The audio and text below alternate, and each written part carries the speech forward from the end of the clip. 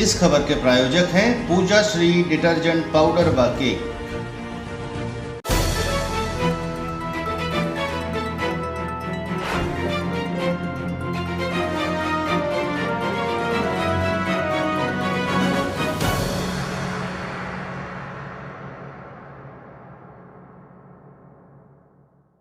नमस्कार, मैं हूं केशव तिवारी और अलग अंदाज में रहती हैं खबरें हमारी। सतना जिले से भी कांग्रेस के तमाम नेता भारतीय जनता पार्टी में शामिल हुए।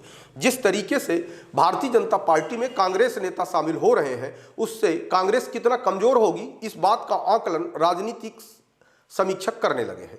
एक राजनीतिक समीक्षक ने चर्चा के दौरान कहा कि जितने लोग आज की तारीख में सतना जिले से कांग्रेस से भारतीय जनता पार्टी में गए हैं, उससे कांग्रेस का कोई बड़ा नुकसान नहीं होने वाला, क्योंकि जो लोग कांग्रेस से भाजपा में गए हैं वे लोग कांग्रेस में भी रहकर भारतीय जनता पार्टी का ही प्रचार करते थे। सिद्धार्थ कुशवाहा लगातार दूसरी बार विधायक बने हैं, लेकिन सिद्धार्थ कुशवाहा की जीत में दो बड़े समीकरण काम कर रहे थे। जब पहली बार सिद्धार्थ कुशवाहा चुनाव जीते तो उस बार 3 बार के लगातार विधायक रह चुके शंकर लाल तिवारी से सतना विधानसभा क्षेत्र की जनता पर्याप्त नाराज थी, जिसके चलते सिद्धार्थ कुशवाहा की जीत हो गई। उस जीत में कांग्रेस के कार्यकर्ताओं का बड़ा योगदान नहीं था, क्योंकि अजय सिंह राहुल गुट के तमाम लोग सिद्धार्थ कुशवाहा का विरोध पहले चुनाव में भी कर रहे थे। दूसरी बार जब सिद्धार्थ कुशवाहा चुनाव लड़े तो उनके सामने 4 बार के सांसद गणेश सिंह चुनाव मैदान में थे।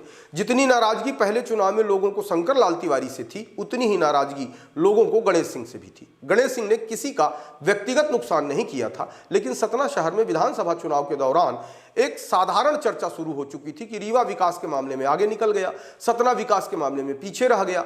सतना के सांसद गणेश सिंह को जितना विकास सतना का करना चाहिए था, उतना विकास गणेश सिंह ने नहीं किया। आखिरकार इस मूल्यांकन ने कहीं न कहीं सिद्धार्थ कुशवाहा को चुनाव जितवा दिया।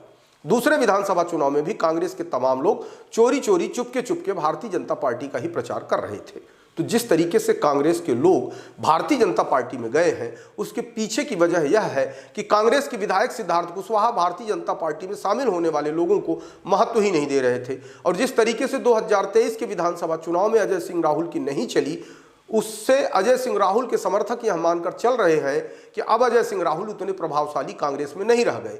मध्य प्रदेश के एक प्रभावी नेता सुरेश पचौरी पहले ही भारतीय जनता पार्टी में शामिल हो चुके थे। अजय सिंह राहुल का प्रभाव अब उतना बचा नहीं। इस नए हालात को देखते हुए तमाम कांग्रेसियों ने यह महसूस किया कि भविष्य में भी कांग्रेस की सरकार बनती हुई दिख नहीं रही है, तो ऐसे में भारतीय जनता पार्टी में ही जाना उचित होगा।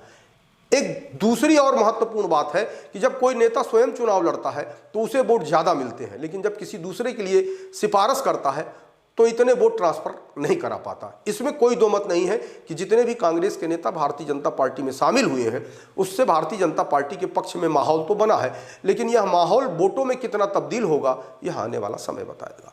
आपको हमारी खबरें कैसी लगती हैं, कमेंट बॉक्स में आके कमेंट कर सकते हैं, लाइक कर सकते हैं, शेयर कर सकते हैं। और यदि आपको हमारी खबरें अच्छी लगती हैं तो विशाल खबर चैनल को सब्सक्राइब करना न भूलें।